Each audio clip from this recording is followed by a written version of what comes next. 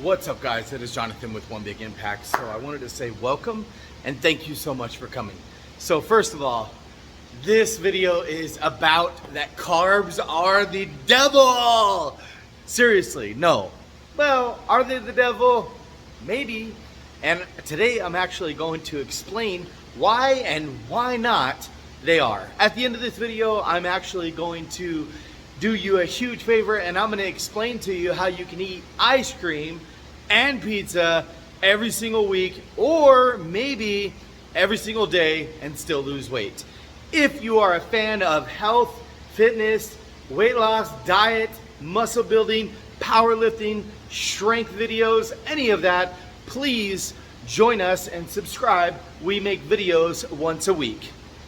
We're going to go through 5 things really quick to help explain why carbs are not the devil. So the first thing, carbs are fuel and should be used as such, okay? Carbs are sugar, basically. It doesn't mean you're walking around eating piles of sugar or anything like that, but understanding that carbs are used as fuel, and if you're more sedentary in life, you probably just don't need as much. Number 2, bodybuilders, powerlifters, athletes, gymnasts, anybody that needs explosive strength, like quick bursts of energy, would benefit immensely from consuming complex or simple carbohydrates before, during, or after their workouts. Number 3, cardio junkies, weight loss people that are doing long distance runs, or just the average Joe that doesn't really care about building muscle or performance or strength concerns or any of that, probably does not really need much, if any, carbohydrates. 12 to 15 grams of carbohydrates, Atkins diet, keto, anything like that is perfectly fine, because you don't need those fast-acting carbohydrates in order to be able to produce big bouts of energy. You can use fat as fuel and become fat adapted over time, and slower burning exercises like steady state cardio or something like that burn great with body fat and using fat as fuel in your diet. Number 4, carbs are the devil if you are picking the bad carbs. Now, let's be honest. We all know the difference between good carbs and bad carbs. And if you don't, I'll explain it in just a second. So basically, if you find yourself eating or picking the bad carbohydrates, you're going to notice a couple things. Your body weight is going to go up substantially. You're going to get bloated. You're going to get gastric problems. You're going to feel all icky all the time. You might swell up and stuff like that. Understanding those are going to be the bad carbs.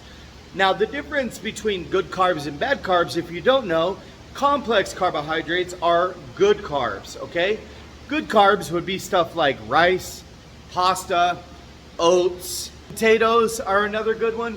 And then an explanation of bad carbs would be things like donuts, ice cream, cake, brownies, chocolate, things like that. Now, the difference between complex and simple carbs is complex carbs, like the oats and the rice and the pasta, are going to give you slow, steady state energy throughout a long period of time. So if you're like a power lifter like myself and you're going to be training for 2 hours, well, then a couple Oreos is not going to do it for you, or a cup of ice cream is not going to do it for you. You're going to do really good for about 20 or 30 minutes, and then you're going to bog down really hard. Now, the simple carbohydrates are going to give you instant, really good spikes, and they're going to give you explosive strength just for a few minutes, but that's going to be a huge dive, and then shortly after that, you're craving those carbohydrates again. Another thing to keep in mind is with simple carbs and complex carbs can actually be used and significantly worked through the bloodstream. Simple carbs are spiked really high and then just stored as fat.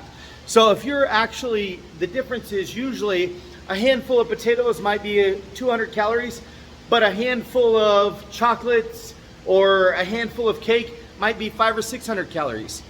Chances are you're probably not going to eat tons and tons and tons and tons of rice. Maybe you will. You'll even say, I'm Hispanic, I eat a lot of beans and rice, roasted beans. But the average person is probably going to cut it off quicker than they would probably cut off a dozen donuts. Number 5. Now, if you can't control carbs, then they are the devil. If you can control carbs and you need them for your sport, or you need them for your life, or you think that you can't live without them, by all means, as long as you can control them. The most important thing on your diet is going to be calories. Second most important thing is going to be if performance, building muscle, body fat, strength is going to be macros. Now, if weight loss is the only thing you care about, macros probably takes a second to calories. But if you actually want your physique to look beautiful, well, when you lose weight, it's really important that you follow macros. Now, on the screen somewhere here, I'm gonna put a video linking to macros. So if you are interested in understanding a little bit more about macros, go ahead and click that video, because it's really important that if you don't want to be skinny fat, or you want to be strong when you lose weight, or you want to get rid of that sagging skin, it's gonna be extremely important. Now, like promised, I told you that I can explain how you can eat pizza or ice cream every single day or once a week, depending on what your goals are. The beginning phases, and say you have to lose 50 pounds. Say you gotta lose 50 pounds. Depending on how fast you wanna lose that is going to depend on how often you can eat pizza and ice cream. It doesn't have to be something that's completely excluded from your life forever. I'm an extremist, and a lot of my clients would say, Jonathan, you never told me I could eat pizza and ice cream. But realistically, if you are in the beginning phases of your diet or your way of eating or your weight loss journey or anything like that, if you take a 30-day bracket and you have 2 days out of that 30 days where you eat whatever the hell you want, you go to the pizzeria and you eat a whole damn pizza, or you go and smash a whole 2 Blizzards or something from Dairy Queen or something like that, that is not going to screw you up. You know why? Because you are on track 98% of the time. The problem is, if you can't get back on track, then you can't do it. Now, as you get closer, say you've gotten 30 pounds off and you got a really good handle on everything and you're moving forward and stuff like that, I personally would recommend once every 7 days to refill your glycogen stores. Now, the industry is gonna call that a refeed day, or even more popular, a buzzword is a cheat day. It's not a cheat day, okay? It is basically tricking your body into understanding that, hey, guys, bro, we got more sugar. Your little molecules and your fats are saying, dude, we got more sugar. We're perfectly fine.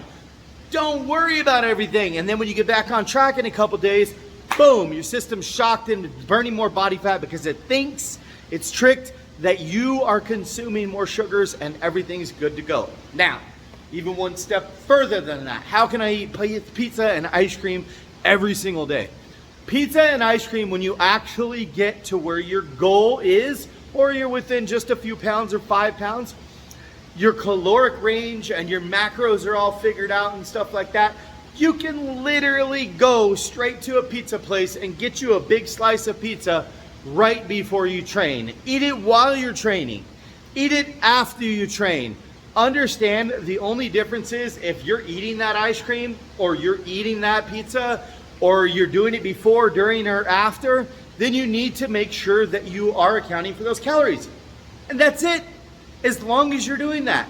That simple carbohydrate, that brownie or that chocolate or that donut or that slice of pizza or anything like that is going to give you a quick blast of energy. Now, you probably should make sure you had a meal that has some protein and some substance around your training as well, because that donut or that pizza might leave you kind of sluggish in about 30 minutes, depending on how long you train. But if you train an hour, it probably will get you through it. I hope that video helped you guys. Please like, share, comment, and subscribe. Thanks for watching. Again, go join us on Facebook. Our group is called Healthy Living for a Healthy Life.